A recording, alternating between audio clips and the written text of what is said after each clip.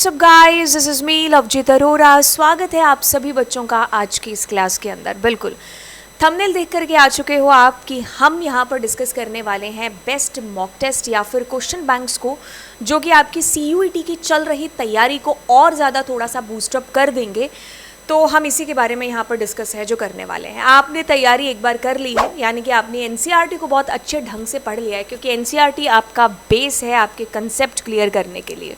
तो आपको उसको तो किसी भी हाल में अपने कंसेप्ट के लिए पढ़ना ही पड़ेगा। जैसे आपने अपनी NCERT से अपने सारे कंसेप्ट क्लियर कर लिए हैं, अब आप उस लेवल पर आ चुके हो कि भाई पेपर से पहले कोई मेरा पेपर ले ले।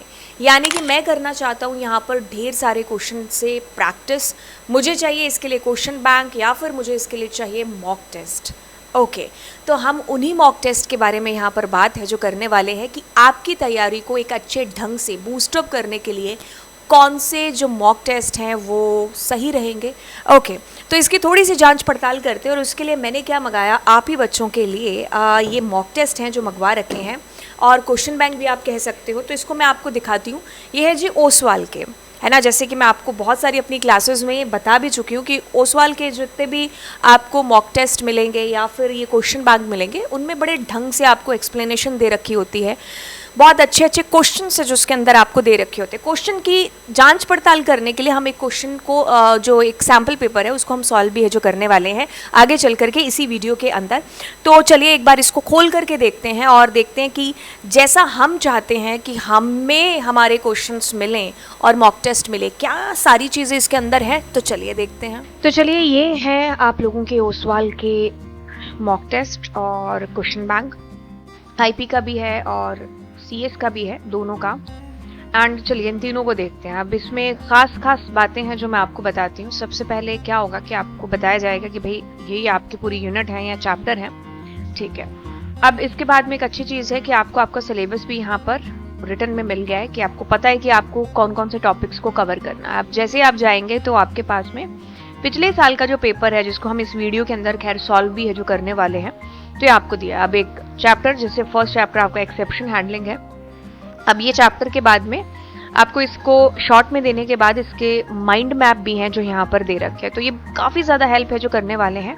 अब ना केवल आपको माइंड मैप, बल्कि आपको उस चैप्टर से रिलेटेड जितने भी इंपॉर्टेंट ऑब्जेक्टिव्स बनते हैं NCERT बेस्ड, तो वो सारे आपको एक एक करके यहाँ पर मिल जाएंगे। अब जैसे चैप्टर अगला है, उसमें उस चैप्टर की पूरी थ्योरी आ गई शॉर्ट के अंदर, एंड एज वेल एज उसका एक माइंड मैप भी। इसी तरीके से आपको सारे chapters along with mind map और इसके छोटे छोटे क्वेश्चंस के तौर पर, MCQs के तौर पर आपको मिल जाएगा। अब वैसे आपका इन्फॉर्मेटिक प्रैक्टिसेस वाले बच्चों का है, सेम टू सेम पैटर्न तो यही है कि सबसे पहले आपके पूरे चैप्टर्स आपको दे दिए कि भाई ये आपके पास में है, एंड देन आपके पास आपका सिलेबस है जो यहाँ पर दिखाया गया है कि आपके सिलेबस क्या क्या चीज़ें हैं उसके अंदर है। अब हम आगे चलते हैं और जैसे कंप्यूटर साइंस में था, पहला आपका पेपर दिखाया जाएगा कि भाई ये आपका पिछले साल का पेपर कुछ इस पैटर्न पर बना हुआ था, जिसको मैंने कहा ना कि अभी हम सॉल्व भी करने वाले हैं। फिर पहली यूनिट के साथ में आपको शॉर्ट में इसके कंसेप्ट हैं जो दिए जाएंगे, और एक अच्छी बात माइंड मैप की। तो ये सारी चीज़ें NCERT बेस्ड हैं। NCERT जो आप पढ़ करके आ चुके हो, तो वहाँ से आपको काफ़ी हेल्प है जो यहाँ पर मिल जाएगी। ऑब्जेक्टिव क्वेश्चंस आपको, साथ ही साथ उसके आंसर्स भी हैं। ऐसे करके उन्होंने तमाम जितने भी चैप्टर हैं आपके, वो सारे के सारे कंप्लीट कर रखे हैं, ठीक है। चाहे हम हैंडलिंग पैंडास की बात करें अलॉन्ग विद माइंड मैप और क्वेश्चंस के साथ में। अब आप जैसे ही इन सारी चीज़ों को कवर कर लेते हैं, अब ये 5 लगातार back to back mock test लगा के आप में काफ़ी सारा कॉन्फिडेंस आ जाएगा। सबसे पहले तो इसको देखो, इसके अंदर किस तरीके से आपको सिलेबस और प्रीवियस ईयर दे रखे हैं। देन आपके पास आपके सैम्पल पेपर्स हैं यहाँ पर, ठीक है। ओके, आपको सिलेबस आपका पहले से पता है, बट इन्होंने बुक के अंदर यहाँ पर भी है जो आपको सिलेबस दिया हुआ है।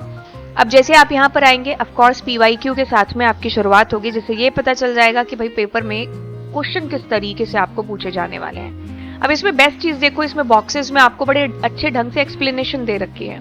तो काफ़ी सारी आपकी चीज़ें यहीं से कवर अप है जो हो जाने वाली हैं। देन आपके पास देखिए सैम्पल पेपर 1 उसको पूरा दे रखा है, फिर sample paper 2 as well as इनके आंसर्स भी हैं जो आपको दे रखे हो। जैसे ये B1 section, that is for computer science, this is for informatic practices.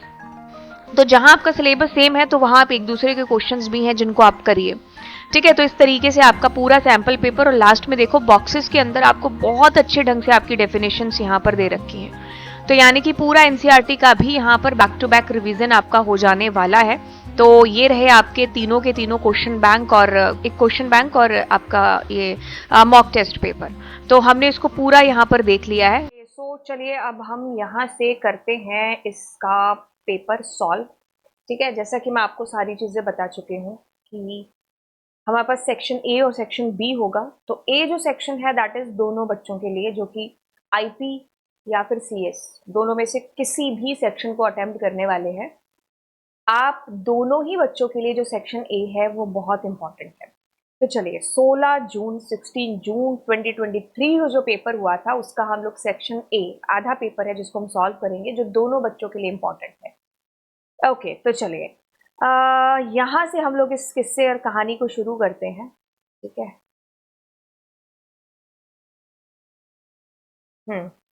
पहले क्वेश्चन के साथ में, so which one of the following statement is not true, true नहीं है in context of relational data model. Okay, so पहला question हमारा DBMS के अंदर से है कि फॉरेन की नल हो सकती है। बिल्कुल, database schema is the design of database. जी हाँ, बिल्कुल ये सही है। और एक और चीज़ बता दूं, जो 2022 में आपका एग्जाम हुआ था ना, उसमें एज इट इज ये as a fill in the blanks के अंदर आया था जिसमें आपका आंसर स्कीमा होना था। ठीक है, ये 2022 के अंदर। तो यानी कि पीवाईक्यूज इंपॉर्टेंट हैं। A tuple is a unique entity whereas attribute values can be duplicate in the table। ये भी बात बिल्कुल सही है कि हमारी एक जो रो है उसके अंदर ऑफ कोर्स यूनिक वैल्यूज ही हैं जो होंगी, क्योंकि अगर मैं अलग अलग तरीके से टेबल बना रही हूँ, मतलब जिसमें एक मैंने लिख दिया नाम और मैंने लिख दिया मार्क्स एंड देन लिख दिया मैंने सिटी, है ना। तो अब इसकी जो रो है ऑफ कोर्स इसके अंदर नाम, इसके अंदर मार्क्स और सिटी आएगा ना। हाँ, सिटी आपकी डुप्लीकेट हो सकती है बहुत सारे लोगों की, है ना। एक ही चार पांच बंदे दिल्ली से बिलोंग कर सकते हैं, चार पांच बच्चों के सेम मार्क्स आ सकते हैं। Okay, so if no single attribute in a relation is able to uniquely distinguish the tuples, then it is not possible to form a primary key। नहीं, इसी की फॉर्म में एक आती है हमारे पास विच इज कॉल्ड ये कॉम्पोजिट प्राइमरी की। ठीक है, एक प्राइमरी की जब हमें लगता है कि अच्छा इस टेबल के अंदर कोई ऐसा एट्रीब्यूट नहीं है जिससे प्राइमरी की बन सके, तो दो या दो से ज्यादा को मिलाकर के हमें प्राइमरी की है जो बनाते हैं, इसी को ही हम कॉम्पोजिट प्राइमरी की कहते हैं। तो ये एक अच्छी चीज है यहाँ पर कि आपको एक्सप्लेनेशन भी है जो साथ में दिया है। A primary key that made up of more than one attribute is known as composite key. ठीक है, तो कॉम्पोजिट की हम यहाँ पर है जो फॉर्म में लेकर के आते हैं। The statement in SQL which allows to change the definition of a table is, तो अगर हम टेबल की डेफिनेशन को चेंज करने की कोशिश कर रहे हैं तो हम यहाँ पर ऑफ कोर्स डीडीएल कमांड्स की ही बात है जो करेंगे। तो हमारे पास ऑल्टर ही है जो यहाँ पर दिखाई दे रहा है, इसके अलावा कुछ भी और हमारे पास में नहीं है ना। तो आप यहाँ पर देख रहे होंगे कि क्वेश्चंस का लेवल है जो किस तरीके से है। यस, आगे वाला क्वेश्चन कहता है कि which of the following block always execute regardless of execution occurrence. तो जब हम चैप्टर की बात करते हैं जो हमारा एक्सेप्शन हैंडलिंग के अंदर से, उसमें से आपको काफी क्वेश्चंस हैं जो आ रखे हैं। तो देखिए, इस ब्लॉक ने चलना ही चलना है जिसका नाम आपके पास में फाइनली ब्लॉक है। ठीक है, आपके पास एक्सेप्शन आए या ना आए, तो ये हमारा ब्लॉक है जो फाइनली चलेगा ही चलेगा। The try statement defines the code block to run. The catch statement defines the code block handle any error. The finally statement defines a code block to run regardless of the result। ये हमारा finally जाकर के चलेगा ही चलेगा। चलिए, अब अगले क्वेश्चन की बात है जो करते हैं। इसमें से कुछ क्वेश्चंस हैं जिनको हम करते हैं, बाकी क्वेश्चंस आपको जब ये मॉक टेस्ट आप लोगे तो आप उसके अंदर से बाकी के जो क्वेश्चंस हैं उनको आप सॉल्व है जो करना। ओके, सो कहता है कि नल, नल ना तो एक इंटीजर है ना कोई ब्लैंक वैल्यू है। हम इसको कहेंगे कि जहां पर डेटा अननोन होगा तो वहीं हम नल है जिसको लगा देंगे। जैसे मान लो आपको आधार कार्ड पता नहीं है, आपका नंबर तो है आधार कार्ड का बट फिलहाल के लिए आपको नहीं पता है, तो ऐसे टाइम पर नल की एंट्री है जो वहां पर हो जाएगी। The null keyword is a literal that represents a null reference One that does not refers to any object. Null is the default value of reference type variable. Ordinary value types cannot be null except for nullable value types. तो आपको एक अच्छी perfect जो explanation है इस question के लिए या हर एक क्वेश्चन के लिए वो यहाँ पर आपको दे रखी है. So what will be the output when applying the following MySQL command. Left होगा तो लेफ्ट से एक्सट्रैक्ट करेगा, राइट होगा तो राइट से एक्सट्रैक्ट करेगा. लेफ्ट की बात करेंगे तो 1 2 3 4 5, तो आपके पास में जहां पर भी ऐसा लिखा हुआ है तो वही आपका आंसर हो जाएगा. तो हमने इसमें से क्वेश्चन है काफी कर लिए हैं.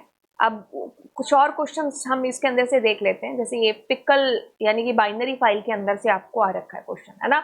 इसमें इन्होंने देखो क्या कर रखा है, आप कह लो कि स्टेटमेंट 1 ए और बी सही है या आपका सी और ई है. चलो इसको भी हम देख ही लेते हैं. So when pickle dot load function is used it generate exception of end of file. Okay, तो अगर हमें इससे बचना है तो हमारे पास कहता है कि कौन से ऐसे दो तरीके हैं जिससे हम जो एक्सेप्शन आएगी एंड ऑफ फाइल की, है ना, उससे हम बच सकते हैं. या तो आप विद से स्टार्ट करिए, नहीं तो हम आम तौर पर ट्राई और एक्सेप्ट का यूज है जो करते हैं. तो ऊपर वाले दोनों आपके पास में, इसीलिए इसने कहा है कि ए और बी बिल्कुल सही है. ओके, क्योंकि विद से करेंगे तो आपकी फाइल ऑटोमेटिकली बंद है जो हो जाएगी, जैसे आप विद के सिंटेक्स से बाहर आएंगे. ठीक है, इस तरीके से आपके पास में देखो क्वेश्चन नंबर 7 दे रखा है. इसमें से पूछा है कि आपको एरर ढूंढनी है कि यहाँ पर कहाँ पर कोड में कमी है. ठीक है, ये भी क्वेश्चन बहुत अच्छा है. इसका सॉल्यूशन भी इन्होंने नीचे ही है जो दे रखा है. आगे चलते हैं और फिर आपके पास में देखिए मैचिंग वाला क्वेश्चन आ रखा है इसके अंदर से. ठीक है, तो आपको मैच करना है. आप मैच करेंगे, कैरेक्टर की बात करेंगे तो कैरेक्टर किसके साथ, इंटीजर किसके साथ, वैरचैर, फ्लोट. तो यानी कि वो सारे जो बेसिक आप क्लास 11th में कर चुके थे वो आपको यहाँ पर है जो बिल्कुल काम है जो आ रहे हैं. ठीक है, अब थोड़ा सा आगे हम लोग क्वेश्चंस को देख लेते हैं. यस, हमारे पास 9 number question Meta data. Meta data मतलब एक तरीके से, वैसे मैं इसको करवा देती हूँ आपको ऊपर वाले क्वेश्चन को भी, है ना. सेक्शन ए हमारा हो जाएगा इसके अंदर से. अगर हम इसकी बात करते हैं, आइडेंटिफाई एरर, इंपोर्ट पिकल, और हमारे पास एक लिस्ट दे रखी है. अब इसने कहा है कि ओपन कर रहे हैं हम फाइल को. एक बात आपने देखी, डम का यूज होगा तो आरबी नहीं आएगा, डब्ल्यूबी आएगा. और दूसरी चीज, इसमें इंडेंटेशन में दिक्कत है. ठीक है, तो विद से जब भी करेंगे तो इंडेंटेशन मेंटेन करेंगे. तो ये 2 लाइन में एरर है सी और डी के अंदर से, इसीलिए इसने यहाँ पर थर्ड ऑप्शन को चूज कर रखा है. बाकी देखो इसने बड़े ढंग से आपको बुक के अंदर एक्सप्लेनेशन है जो दे रखी है. जैसे कैर की बात करेंगे तो कैर हमारा क्या है, फिक्स्ड टाइप का है, तो मैं इसमें 2 लगा दूं. इंट यानी कि नंबर्स की बात हो रही है. वैर कैर यानी कि वेरिएबल नंबर ऑफ कैरेक्टर्स, तो मैं यहाँ 3 लगा देती हूँ. फ्लोट मतलब फ्रैक्शनल, तो 2 1 3 4 जहां पर लिखा हुआ है वही आपका आंसर है. ठीक है, तो यानी कि जो 12th में पढ़ा हुआ है वो आपको 100% काम है जो यहाँ पर आ रहा है. ठीक है, सबसे पहले अगर आपको एक बेस्ट तरीके से सीयूईटी की प्रिपरेशन करनी है, आपको जो सबसे पहले चीज करनी है वो ये है कि एनसीईआरटी को आपको बड़े ढंग से लाइन बाय लाइन पढ़ना है अपने कंसेप्ट को क्लियर करने के लिए. जैसे ही आपके कंसेप्ट क्लियर हो जाएंगे, अब आपको जरूरत पड़ेगी किसी ना किसी मॉक टेस्ट की या क्वेश्चन बैंक की, कि जहां से आपने जो एनसीईआरटी से पढ़ा हुआ है उसको आप चेक कर पाओ. तो ज्यादा से ज्यादा आप क्वेश्चन करोगे तो और ज्यादा निखर करके आएंगी चीजें. तो उसके लिए आप ओसवाल को है जो जो मैंने आपको अभी बताए हैं क्वेश्चन बैंक, उसको फॉलो कर सकते हो. बट जो आपका बेस तैयार करेगी वो एनसीईआरटी तैयार करेगी. तो एनसीईआरटी को आपको लाइन बाय लाइन अपने कंसेप्ट को क्लियर करने के लिए पढ़ना है, राइट, क्योंकि ये सारी चीजें लाइन बाय लाइन वहीं से उठ करके आएंगी. तो क्वेश्चंस को आप ज्यादा से ज्यादा प्रैक्टिस तभी कर पाओगे जब आपका बेस क्लियर है. तो बेस के लिए एनसीईआरटी आप फॉलो करिए अच्छे ढंग से. आप उसको जब खत्म कर लेंगे तब आप इन सारे मॉक टेस्ट को जो है, जो मैंने आपको सेक्शन ए और सेक्शन बी ये जितने भी दिखा रखे हैं, तो आप इन सब को है जो लगाएंगे तो यस डेफिनेटली आप खुद अपने आप में इंप्रूवमेंट है जो पा रहे होंगे, है ना. ठीक है, चलिए आगे वाले क्वेश्चन की तरफ हम फिर से चलते हैं. Meta data, data about data की बात हो रही है. तो डेटा डिक्शनरी एक टर्म है जो इसके लिए यूज में आती है. ओके, तो अब हम अगले प्रश्न के ऊपर जाते हैं. अगला प्रश्न हमको कहता है कि लिस्ट 1 है और लिस्ट 2 है. List 1 IP address. देखो एक अच्छी चीज है कि इसमें हर एक चीज को एक्सप्लेन किया गया है. जैसे अगर आईपी एड्रेस की बात बोलिए तो कहा है कि unique identifying number assign to every device connected to the internet. An IP address is a string of numbers separated by periods. IP address are expressed as a set of 4 numbers. Example आपको दे रखा है. सीधी भाषा में अगर हम कहें तो ये आईपी एड्रेस लॉजिकल एड्रेस है. आप इंटरनेट से जैसे ही कनेक्ट होते हैं तो आपका जो आईएसपी है वो आपको एक यूनिक डिजिट, एक नंबर है जो आपको देता है. वो नंबर आपका एक यूनिक नंबर होगा. मतलब अगर मैं इंटरनेट पर कुछ भी कर रही हूँ तो मेरा जो बिहाइंड द सीन काम कर रहा होगा वो मेरा आईपी एड्रेस ही है जो काम कर रहा होगा. तो अब बिना आईपी एड्रेस के हम इंटरनेट यूज ही नहीं कर पाएंगे. मैक एड्रेस 48 बिट का है. ये अगर हमारा आईपी एड्रेस लॉजिकल एड्रेस है तो ये फिजिकल एड्रेस है. ठीक है, okay. So MAC address 48 bit का हेक्साडेसिमल एड्रेस है. It is usually 6 set of 2 digits और character separated by colon. MAC address कुछ इस तरीके से आपको एक हेक्साडेसिमल डिजिट के अंदर है जो दिखेगा. ठीक है, जो नेटवर्क इंटरफेस कार्ड के ऊपर है जो होता है, जब आपका लैपटॉप या आपकी जो भी ये पीसी है जब भी मैन्युफैक्चर हो रहा होता है तो जो कंपनी मैन्युफैक्चर करके देती है तो वो इसके ऊपर इसका मैक एड्रेस है जो मतलब लगा करके देती है. तो ये फिजिकल एड्रेस है जो बेसिकली होता है. स्टार टोपोलॉजी आपको समझा रखा है. मैश टोपोलॉजी आपको समझा रखा है कि star topology is a network topology in which each network component is physically connected to the central node. लेकिन जब मैश की बात होती है तो सारे सिस्टम एक दूसरे से कनेक्ट है जो होते हैं. ठीक है, अब अगर आप इसको देखेंगे तो आपको अच्छे से याद हो जाएगा. अगर आईपी तो बिल्कुल ये नेटवर्क टोपोलॉजी रिक्वायर सेंट्रल, बिल्कुल ये. तो इसमें तो कुछ है ही नहीं है, मतलब बहुत इजी बना दिया इन्होंने. 1 2 3 4 ही आपके पास में आ रहा है. तो अगर आप 1 2 3 4 को देखेंगे तो 1 2 3 4 यानी कि ए हमारा आंसर है जो इसके अंदर होने वाला. ए मतलब 1. Okay, so arrange the following. ये आपका क्वेश्चन पहले भी आपको आ चुका है और अभी भी आपको आ चुका है. ठीक है, सो इसमें इसने ऑप्शन 2 है जिसको आंसर सही कर रखा. ऑप्शन 2 मतलब ये वाला ऑप्शन. ठीक है, कि पहले बी है फिर ए है, पूरा सीक्वेंस आपको बताना है. ठीक है, ये एनसीईआरटी में बकायदा आपके लाइन बाय लाइन है जो चीजें दे रखी है. आपकी पूरी एकदम लाइन को उसने कट कर करके यहाँ पर लगाया है. ठीक है, अगर आप PYQs को देखोगे तो आपको ये चीज महसूस होगी कि यस, आपके कंसेप्ट क्लियर हो जाएंगे एनसीईआरटी से करने के बाद में. आप इन सेट्स को जरूर है जो लगाना. कहता है कि which of the following can be handle by the gateway. जब हम अलग अलग जो है डिफरेंट डिसिमिलर नेटवर्क्स की बात करते हैं तो हम यहाँ पर बात कर रहे होते हैं प्रोटोकॉल कन्वर्जन की. सो यहाँ पर जो हमारा फॉर्म में आता है दैट इज गेटवे. ठीक है, तो इसका आंसर इसने एक दिया. Protocol gateway is a device that converts from one protocol to another to allow communication between devices. Round की बात हो रही है. राउंड को मैंने बड़े ढंग से आपको समझा रखा है. बाय द वे इस क्वेश्चन की बात करें तो यहाँ प्लस है तो इट मीन्स हम इस एक भाई साहब को लेंगे बट इसके जस्ट आगे वाला इज 5 या 5 से बड़ा है तो ये इंक्रीज हो जाएगा. तो आपका आंसर 2912 तो रहेगा. 0.5 की जगह 0.6 हो जाने वाला है. यानी कि इसमें इसने दे रखा है 3 आंसर. ओके, तो सही है. अब अगला क्वेश्चन देखो, रिपीटर की बात हो रही है तो दैट मीन्स हम रीजनरेट की बात कर रहे हैं, है ना. 12th क्लास में आपने इसको देखा होगा. तो यहाँ 3 है. स्विच मतलब हमारे डिवाइसेस कनेक्ट हो रहे हैं लेकिन जो इंटेंडेड नोड है उसी को ही हमारा डेटा जा रहा है. तो device that receive analyse and transmit it to the network. By the way ये तो हमारा इसका है राउटर का. Serves entry point exit point, it connects to the multiple computer. तो ये हमारा यहाँ पर आएगा 4 एंड ये हमारा यहाँ आएगा. तो 3 4 1 एंड 3 4 1 2 जहां पर भी है वही हमारा आंसर है. 3 4 1 एंड 2 राइट. तो इसीलिए हमारा आंसर इज 2 हेयर. ठीक है, नीचे इसने बड़े ढंग से रिपीटर, स्विच, रूटर, ठीक है, इन सब की गेटवे, सबकी एक एक्सप्लेनेशन है आपको बड़े ढंग से दे रखी है. तो ये एक सबसे बेस्ट पार्ट है कि आप अगर क्वेश्चन कर रहे हो तो उस क्वेश्चन का आपके पास में एक अच्छा सॉल्यूशन भी है जो यहाँ पर दे रखा है. ठीक है, अगला क्वेश्चन जिसको हम लोग करेंगे, इसको करने के बाद में एक सेकेंड. अगला क्वेश्चन आपके पास में आता है कुछ ये वाला आईपी एड्रेस. ठीक है, तो आईपी एड्रेस इसने बता दिया. एक सेकेंड. हाँ, ये वैसे हमने कर लिया है. है ना, IP address, MAC address, domain name.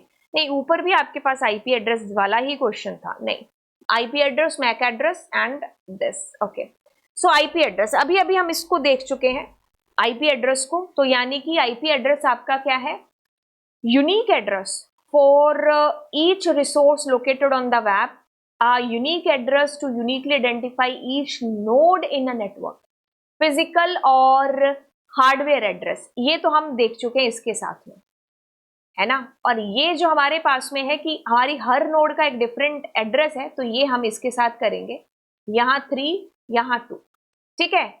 और अगर हम डोमेन नेम की बात करेंगे तो बिल्कुल आईपी एड्रेस इतना बड़ा कौन याद रखेगा, तो इसीलिए इसको हम लोग फॉर्म में लेकर के आएंगे।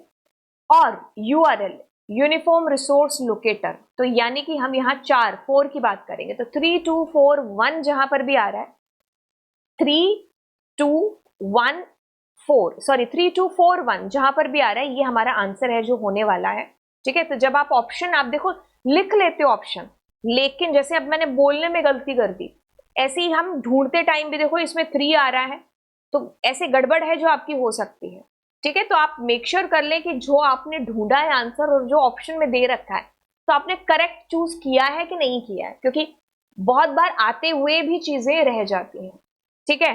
तो ये हमारे पास में यहाँ पर हो चुका है, इसका सेक्शन ए मैंने आपको करा दिया है, ठीक है। इसके बाद आप देखोगे तो आपके पास में ये जितनी भी आगे की चीजें आ रही हैं, दे ऑल आर किससे बिलोंग करती हैं, हमारी आगे वाले सेक्शन से, जो कि कंप्यूटर साइंस का है, ठीक है। तो इसमें आपने देखा कि आपने 16 जून को जो पिछले साल आपका पेपर हुआ था, उसका सेक्शन ए हमने यहाँ पर सॉल्व कर लिया है।